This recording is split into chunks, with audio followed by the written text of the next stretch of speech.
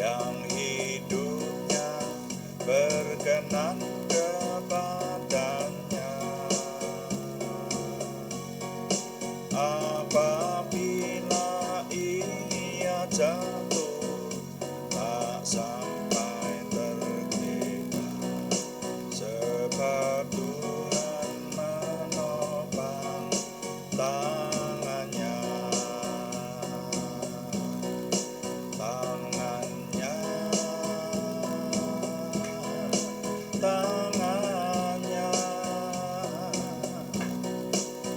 Sebab Tuhan menopang tangannya.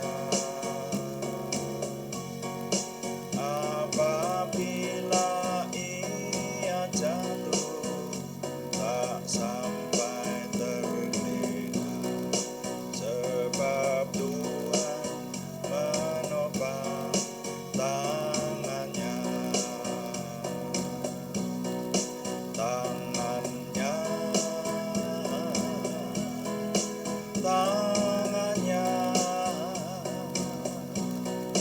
Sebab Tuhan menopang tangannya. Apabila ia jatuh, tak sampai tergeletak, sebab Tuhan menopang tangannya.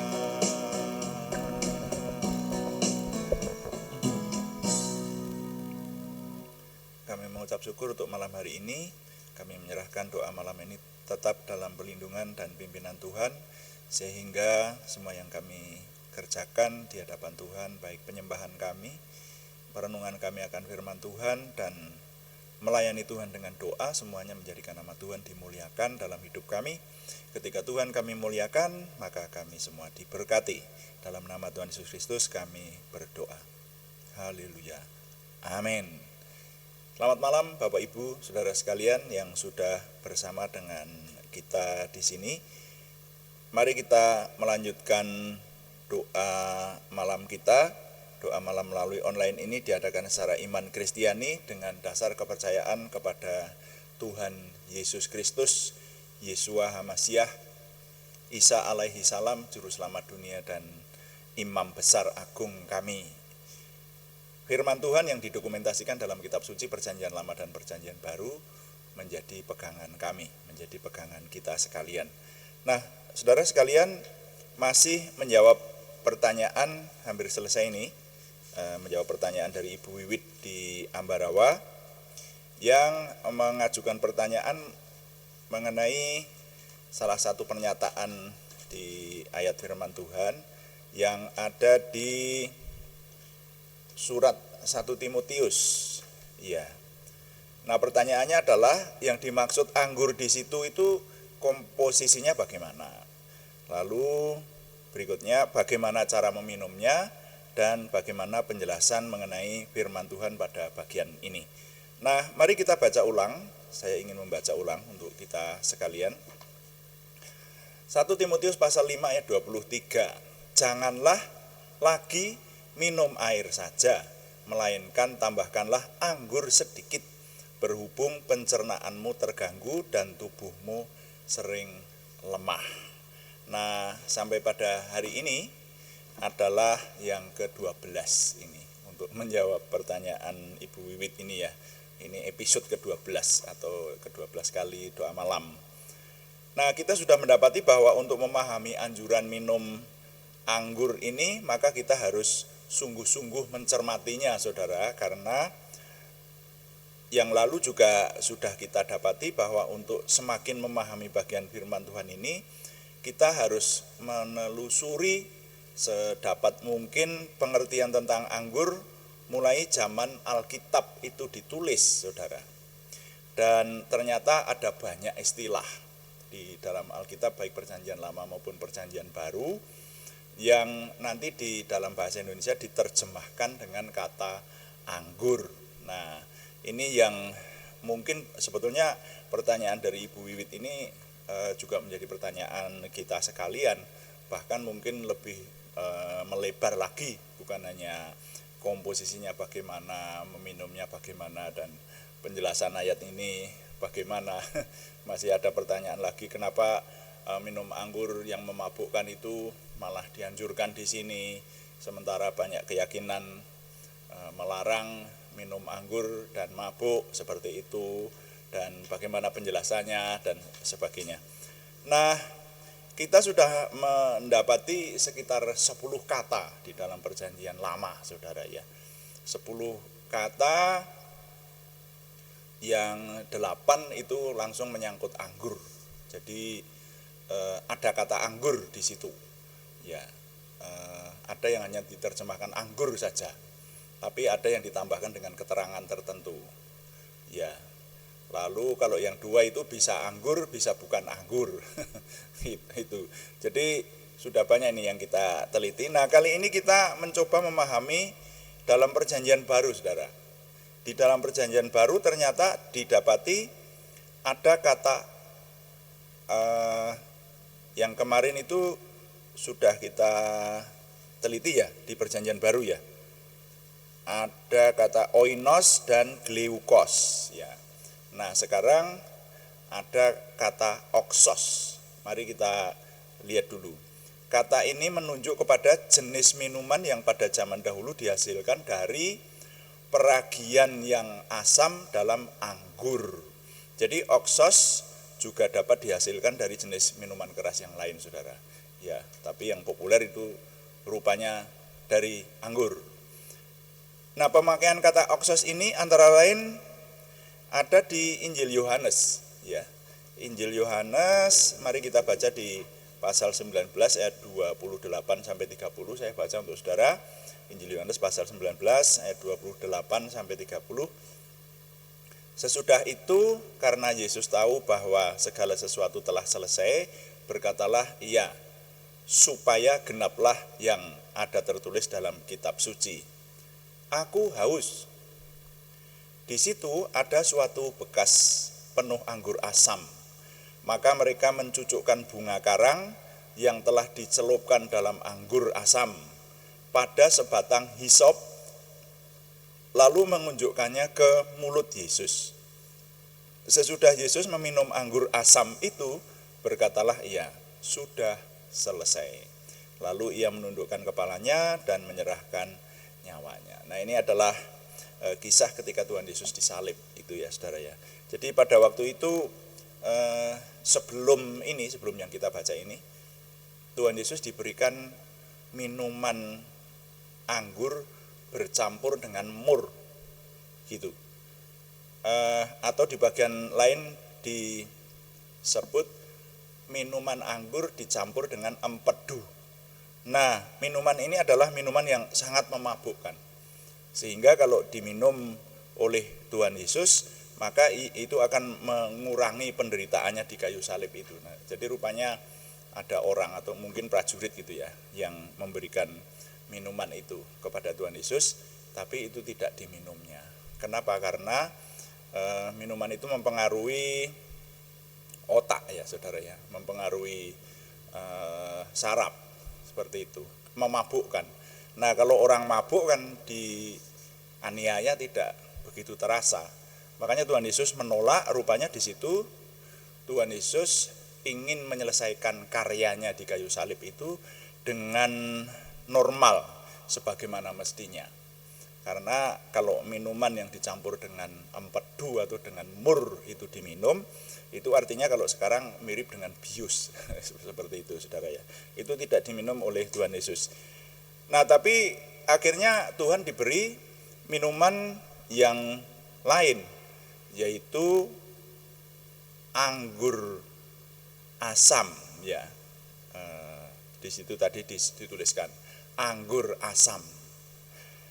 Dan dalam bagian Alkitab yang sedang kita cermati ini, kata yang diterjemahkan dengan anggur asam itu ternyata itu kata oxos dalam bahasa Yunani, saudara. Nah, minuman yang disebut oxos ini adalah yang di dalam bahasa Ibrani digunakan untuk penulisan di Perjanjian Lama. Kemarin kita teliti ada kata komet. Comets, ya pakai S, Comets. Nah itu mirip saudara ya, jadi anggur asam. Jadi anggur itu ternyata ada berbagai jenis ya, yang di sana itu dibagi-bagi dengan istilah-istilah sendiri, tapi di sini kita hanya cukup mengenal anggur begitu saja. Nah ini makanya perlu dalam bahasa Indonesia perlu dijelaskan anggur asam itu. Nanti ada anggur merah ya yang kemarin itu. Nah sebenarnya masih ada lagi satu istilah yang dapat dijumpai dalam Injil Lukas ya, ada hubungannya dengan minuman keras ini, yaitu istilah sikera. Sikera. Jadi ada dua istilah yang terakhir untuk kita cermati ini. Lukas pasal 1 ayat 15. Firman Tuhan berkata, sebab ia akan besar di hadapan Tuhan dan ia tidak akan minum anggur atau minuman keras, dan ia akan penuh dengan Roh Kudus mulai dari rahim ibunya. Nah, perhatikan di situ, jadi ini yang kembali di sini kita jumpai istilah yang diterjemahkan dengan minuman keras atau minuman yang memabukkan. Nah, itulah yang dalam Perjanjian Baru diistilahkan sikera dalam bahasa Yunani. Hanya kata ini tidak semata-mata menunjuk kepada anggur, karena kalau minuman keras atau minuman yang memabukkan itu ya bisa anggur, ya bisa bukan anggur itu saudara ya. Ya, tapi ini bisa anggur, itu diistilahkan sikera. Nah, sekali lagi kata tersebut dalam bahasa Indonesia banyak diterjemahkan kata minuman keras, makanya tidak begitu saya perdalam di sini. Nah, kata sikera ini identik dengan yang dalam Perjanjian Lama atau bahasa Ibrani sudah kita teliti kemarin dulu, yaitu istilahnya shekar. Mirip ya, sikera, shekar, seperti itu. Sampai di sini kita sudah menjumpai baik dalam Perjanjian Lama maupun Perjanjian Baru, ternyata ada kata-kata atau istilah-istilah yang diterjemahkan dalam bahasa Indonesia anggur.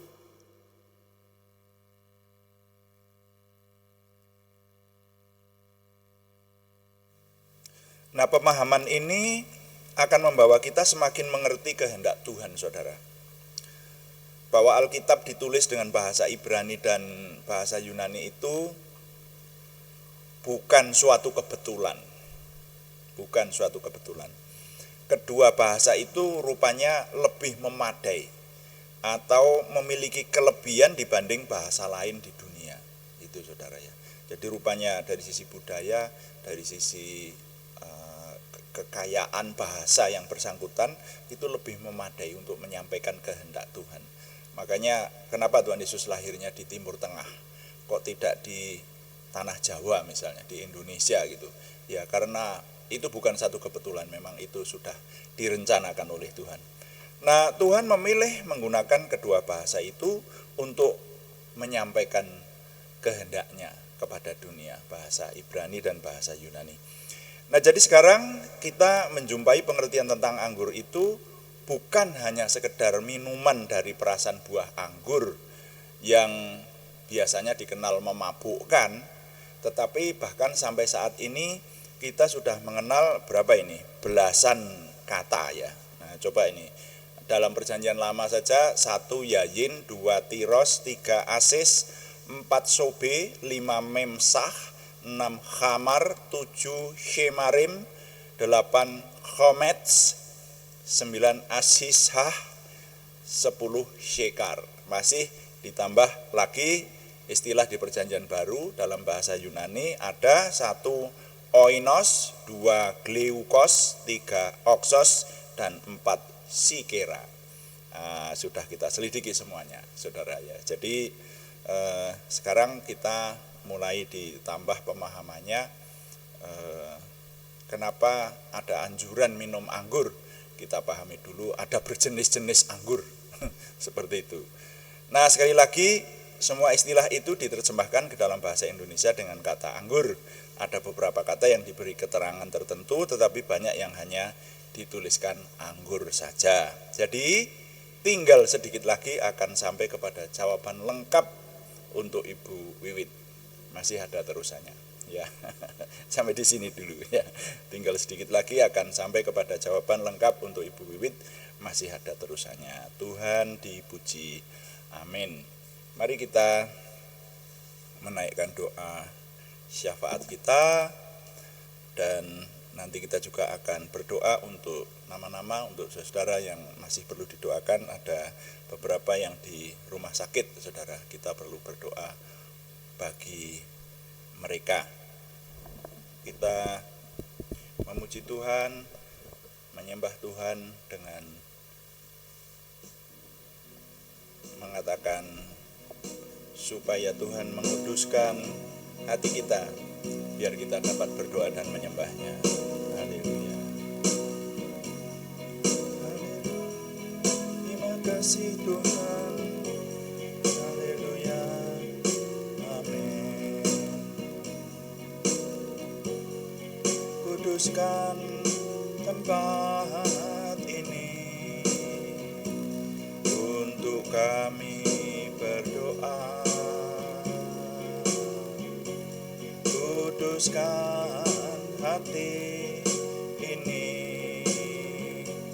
untuk kami menyembah,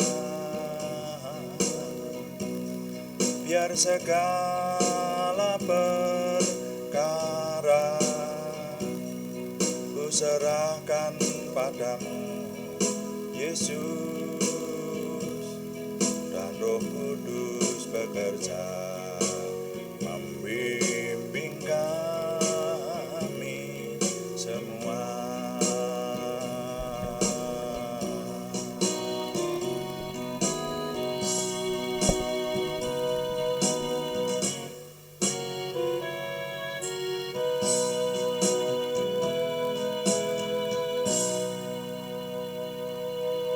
Bapak, tidak henti-hentinya kami mengucap syukur untuk semua yang Tuhan anugerahkan kepada kami. Kami mengucap syukur untuk firman-Mu yang Tuhan anugerahkan untuk dapat kami cermati. Berikan kepada kami pimpinan Roh Kudus semakin dominan sehingga membawa kami kepada kehendak Tuhan, sehingga kami hidup semakin berkenan kepada Tuhan. Terima kasih Bapak. Kami berdoa syafaat untuk bangsa dan negara kami, Tuhan yang memberkati. Tuhan memberikan kepada kami damai sejahtera terus di tengah bangsa dan negara ini. Dan kami juga berdoa untuk umat-Mu yang berseru dalam nama Tuhan Yesus Kristus, percaya kepada Tuhan. Kami mohon Tuhan yang memberkati, khususnya besok pagi kami akan mempersembahkan ibadah kami. Tuhan berkati hamba-hamba Tuhan yang melayani, juga seluruh aktivis dan umat Tuhan yang mencari Tuhan. Tuhan menyelamatkan, bahkan memberi keteguhan iman kepada lebih banyak lagi orang di tengah bangsa dan negara ini. Terima kasih Bapak.